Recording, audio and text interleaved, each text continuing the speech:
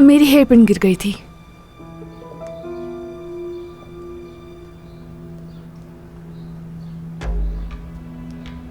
तुम यहाँ क्या कर रही थी जानान? मुझे ठंड लग रही थी तो सोचा मैं तुम्हारे कुछ कपड़े ले लूं। नौकरों को नहीं बोला कहीं वो सामान ना फैला दें।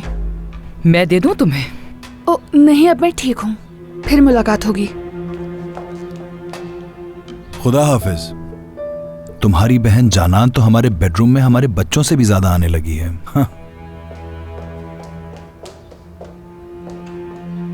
सोच रहा हूं इसे हमारे घर में ही रहना चाहिए, अपने घर में तो जाती ही नहीं है।